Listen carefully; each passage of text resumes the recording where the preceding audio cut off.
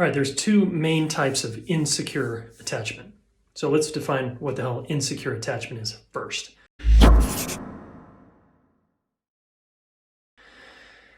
Insecure attachment in adult relationships means that you are partnered with someone and you feel insecure in the relationship. Like, is this person going to leave?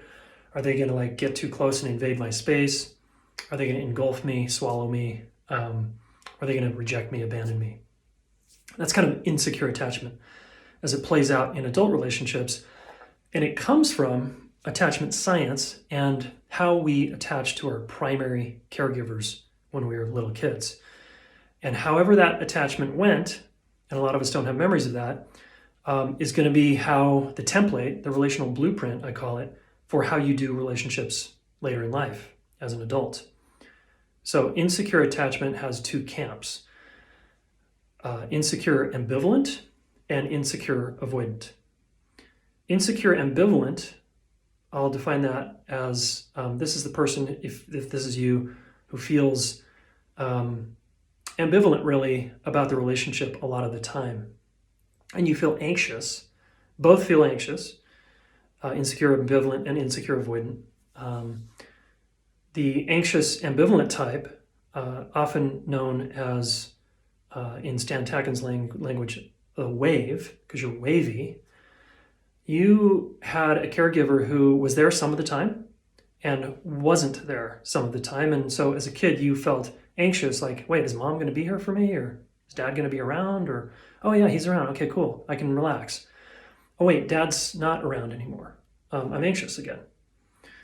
And in an adult partnership, this is a person who wants connection and feels really anxious when the other person withdraws. So that's you if you get insecure, scared, kind of needy, a little helpless, maybe emotional when your partner pulls away or is distant, doesn't text you back in a certain time frame. That's insecure ambivalent, right? Insecure avoidant is you grew up in a family where people didn't value relationships that much. Maybe you had a good family or maybe it was neglectful, we don't know. But you were left on your own a lot. And you went to books, you went outside to play by yourself. When things got stressful in the home, you basically had to deal on your own. And you perceived that relationships were not going to help you get your needs met, and it wasn't going to do that much good to try to talk about it with your siblings or the adults.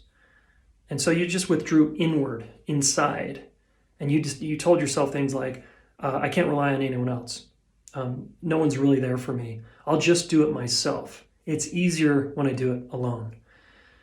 And in an adult partnership, things are complicated for you because you're usually with someone who's insecure ambivalent, and they're wanting connection with you, and you're like, I want to go away.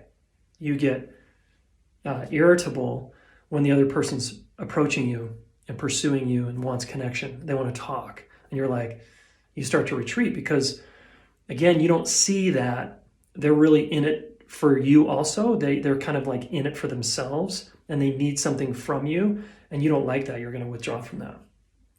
And so you avoid conflict, you avoid coming back around and talking about it, you avoid the very thing that's actually going to help you connect more, which is to turn toward the person, work through your anxiety, and be like, okay, let's have a talk, even though it's like the last thing you want to do. You're into self-preservation. And again, it feels like it's not going to do any good anyway. I may as well do it by myself.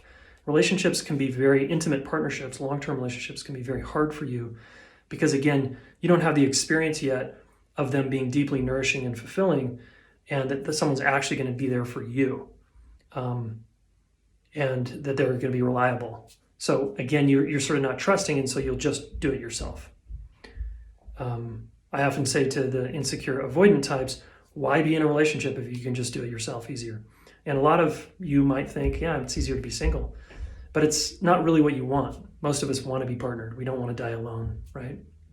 We actually want to be known inside. So you have to take risks of revealing yourself and, opening up and taking that risk that the person's not going to just invade you, engulf you, and swallow you whole and just take you and leave you for dead. It's they actually want to connect. So both insecure ambivalent and insecure avoidant have a lot of work to do. And usually in a partnership, they attract each other, and then you're now married together or you're in a long-term relationship, and it's frustrating. This dynamic can be very frustrating, but just know that it's very normal. And all you got to do is learn how to communicate, work through these kind of inevitabilities that are in your nervous system. Like, yeah, this is kind of how I'm wired. And learn how to be a team. Like, learn how to be sensitive to the other person's withdrawing, or learn how to be sensitive to the other person wanting connection, right? Like, right, okay, yeah. Because you both are trying to balance each other out. I've done lots of podcasts on this, a lot of very good ones. I think you should check those out, all right? And know that you're not wrong, and there's nothing bad or wrong here.